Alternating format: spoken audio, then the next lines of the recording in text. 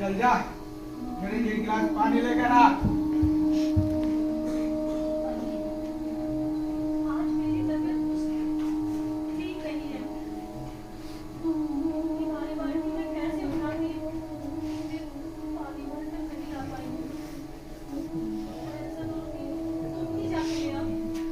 क्या कहा है? बाल्टी नहीं उठा पाई, पानी मैं लेकर आ। क्या कहा? बाल्टी मैं लेकर आ।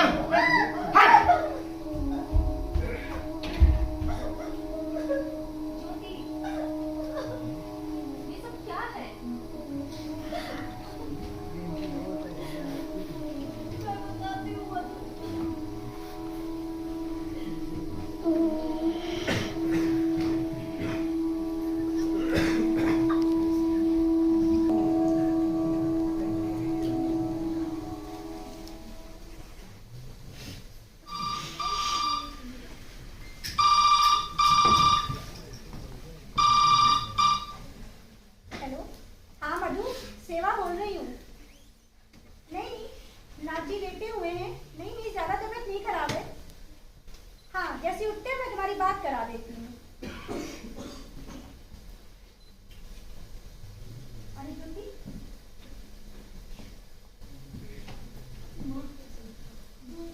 मुझे बाबूजी से कुछ बात करनी थी।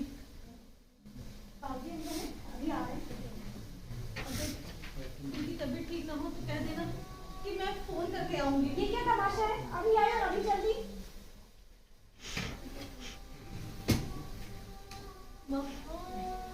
मुझे बाबूजी से ही काम था। हाँ हाँ बुला रही हूँ, खाना तैयार है। अगर एतराज ना हो तो खाना खा के जाना। अरे ज्योति, तुम आए हो बेटे? मैं अभी तुम्हारे बारे में ही बात कर रहा था। पूछो क्या है अपनी माँ से? वैसे भी हमारे भाषण की असली आलोचक तो थी। बाबूजी, मुझे आपसे कुछ कहना था। सेवा, खाना तैयार है ना? चलो हम लोग डाइनिंग टेबल पर ही बात करेंगे। क्या है कि मेरे मुंह में निवाला पहुंचते ही मैं बोलना कम कर देता हूँ। चलो वही चलते हैं। नहीं नहीं, यही बात करेंगे, यही ठीक है। मेरा यहाँ रहना शायद आप लोग को तकलीफ भी होगा। तुम ना ही रहो तो अच्छा है माँ।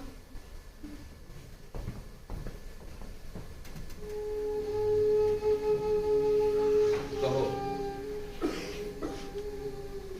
बाबूजी, आप आज की गोष्ठी में क्यों गए? भाई मुझे आमंत्रित किया गया था। मेरा नाम छपा था अखबार में, पोस्टर में भी था। बाबूजी, आपने भाषण क्यों दिया? भाई हम लोग गोष्ठियों में भाषण देने के लिए ही जाते हैं, और अगर हम लोग नहीं जाते तो कुछ भी नहीं। झूठ। अरे भाई झूठ क्यों?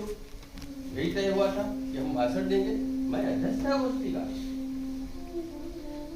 आपने अरुण की पुस्तक पर क्यों बोला? क्यों? खराब बोला? यही ना? लेकिन मुझे उसकी पुस्तक अच्छी लगी। ज्यादा झूठ मत बोलिए। आपको उसकी पुस्तक पसंद नहीं आई। लेकिन मुझे उसकी कितनी ग्रेट लगी। तुम चाहो तो अपनी माँ से पूछ सकती हो। आप झूठ बोल रहे हैं बाबूजी। अरे झूठ कैसा? अच्छा प्रकाश से पूछ लो, या फिर तुम बसंत को फोन लगा के पूछ लो। मुझे गवाहों की गरज नहीं है। आपको अरुण की पुस्तक पसंद नहीं आई। ये तुम कैसे कर सकती हो? ज्यादा झूठ मत बोलिए प्लीज। अरे मैंने मैंने कहा तो कि बस आज घर में दाल नहीं बनी है बस। बात टालने की कोशिश मत कीजिए। आज आपकी गोष्ठी में जाने की वजह कुछ और थी बाबूजी। आप इसलिए वहां गए थे ना कि अगर आप वहां नहीं गए तो अरुण मुझ पर और भी ज्यादा अत्याचार करेगा। वेल लेकिन ये कंसिडरेशन नहीं था, ऐसा भी नहीं कह सकते।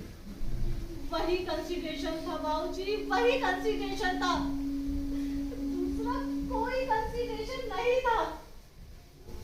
आपका आज का भाषण रद्दी तो था ही, ऐसा लग रहा था कि जैसे आप भाड़ा लेके बोलने गए हो, भाड़ा लेके बोलने गए थे, श्रुति, भाड़ा लेके तारीफ कर रहे थे। अरे मैं मर ही क्यों ना जाती बाबूजी, लेकिन आपने भाषण क्यों दिया, मुझ पर एहसान क्यों किया? एहसान काहे का भाई? आखिर हम लोग एक ही घर से। नहीं हूँ, मैं इस घर की नहीं हूँ। देखो, गुस्से में चाहे कह लो, लेकिन फिर भी नहीं हूँ, आप में से किसी की नहीं हूँ। दोबारा मत कहिएगा। तुम गलत सोचती हो ज्योति, गलत कर रही हो ज्योति। अरुण के लिए नहीं, उसके अंदर छुपी हुई कुछ प्रवृत्तियों के लिए। प्रवृत्तियों के लिए आपकी यही बातें सुनते सुनते ही तो मैं बड़ी हुई हूँ ना बाबूजी। मनुष्य से नहीं, उसकी बुरी प्रवृत्तियों से नफरत करो। आमतौर पर मनुष्य बुरा नहीं होता, बुरी होती है उसकी प्रवृत्तियां। प्रवृत्तियों को बदलो, जड़ समेत नष्ट कर दो। फिर देखिए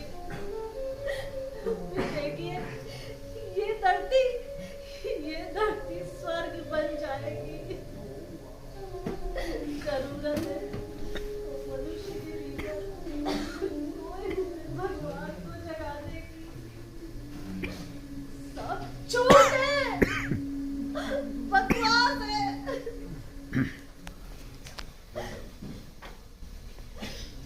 आप बराबर जानते रहे बाबूजी, मनुष्य और उसके अंदर छुपी हुई प्रवृत्तियां दो अलग चीजें हो ही नहीं सकती। दोनों एक है, अखंड है। मनुष्य को या तो आप पूरा का पूरा स्वीकार कर सकते हैं या नकार सकते हैं। कई बार तो ये चुनाव भी नहीं कर सकते। मनुष्य के भीतर छुपी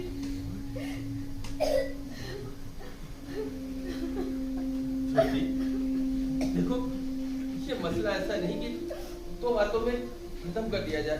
हम लोग इस पर ठंडे दिमाग से, गंभीरता से सोचेंगे। आप सोचिए, विस्तार से सोचिए, ठंडे दिमाग से सोचिए। मैं ज्यादा सोच नहीं पाऊंगी। मुझे अपनी लड़ाई लड़ने की खातिर जाना है। रात को जब अरुण नशे की हालत में दूध होकर आता है ना बाबूजी, फिर उस वक्त आइए कभी, अगर आप में हिम्मत हो तो। उसकी आंखों में जानवर उतर आता है, होठों पर शरीर एक एक अंग में अरुण जानवर होता है, जानवर। जानवर की तरह उससे अलग नहीं होती बाबूजी। और इन सब को मिलाकर ही अरुण बना है। जैसा बना है वैसे ही मुझे स्वीकारना है। मैं उसे नकार नहीं सकती। देखो, अगर ऐसा ही होना है तो भी मैं तुम्हारे साथ हूँ। नहीं, ये नहीं होना है बाबूजी, ये नहीं होना है, ये बिल्कुल नहीं होना है।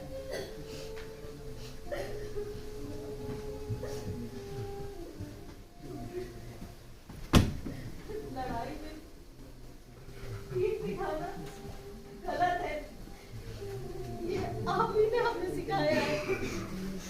परिस्थितियों के सामने घुटने टेक देना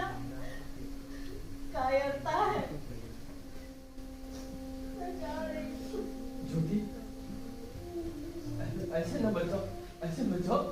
हम लोग यहाँ शांति से बैठ के सोचते हैं। आप सोचिए, मुझे सोचना बंद करके जीना सीखना है बाबूजी, जीना सीखना